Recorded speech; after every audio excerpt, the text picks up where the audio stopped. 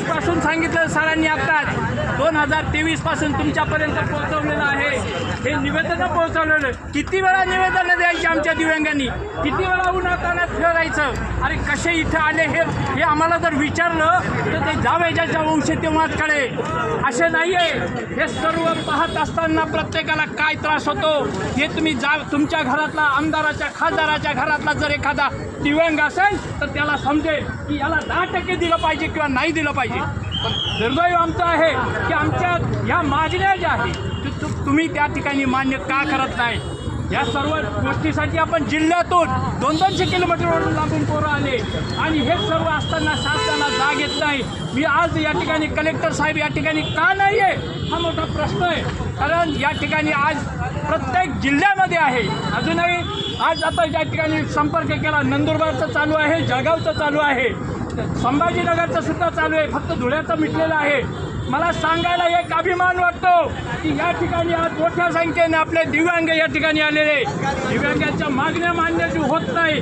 या ठिकाणी शासनाला जाग का येत नाही. अहो, शासनाच्या बाबतीत जर बोलायचं ठरलं तर करोडो रुपयाची लाचारी होते, करोडो रुपयाचा भ्रष्टाचार होतो, तरी तुम्ही डामाडौलाने फिरतात. हे कुठे आहे? अरे कुठे नेऊन ठेवला हा महाराष्ट्र माझा? सांगा तुम्ही जनतेला की आम्ही खाल्लं नाही. अरे जावं ते तर खाऊ. तुम्ही संडास खाल्ले, काय नाही खाल्लं तुम्ही? काय नाही खाल्लं?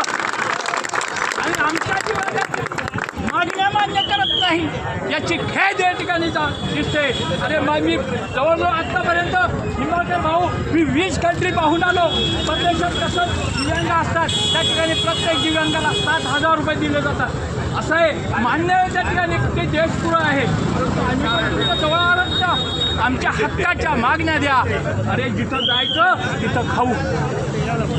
कोणत्याही तहसीलला जा, कोणत्याही पंचायत समितीत जा, पण टेबलवरती जर वजन दिलं नाही तर आमच्या दिव्यांगाचं सुद्धा काम होत नाही.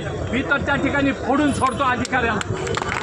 मला फक्त सापडला सोडायचं नाही. काल मला वाटतं शिन्नरमध्ये मोठ्या प्रमाणात कोणीतरी घालवलं. असेच घालवले पाहिजे, त्याशिवाय पर्याय नाही. कारण हे फक्त मंत्री आणि अधिकारी यांच्या संगनमताने आमच्या दिव्यांगाचे पैसे खातात. आणि मी तर या ठिकाणी आज सांगेन, आमच्या दिव्यांगाचे जर पैसे खाल्ले तर तुमचं वाटोळं झाल्याशिवाय राहणार नाही. कारण आमचा दिव्यांग हा कशा प्रकारे वागतो, कशा प्रकारे चालतो याचं प्रत्येकाला मागणी आहे. म्हणून तो मागतो आणि राष्ट्र मागणीसाठी आपण सर्व या ठिकाणी आलेलो आहोत.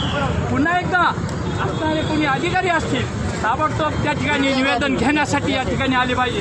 आम्ही आतमध्ये जाणार नाही, त्याची कारणं आहे. आम्ही एवढ्या लांबून आलो, आम्हाला हात नाही, कुणाला पाय नाही, कुणाला डोळे नाही. अरे तुम्हाला हात आहे, पाय आहे, डोळे आहेत, सर्व काही असताना यायला होतं काय होतं? आणि ते स्वीकारावं हीच एक विनंती सांगतो. जय प्रहार. धन्यवाद.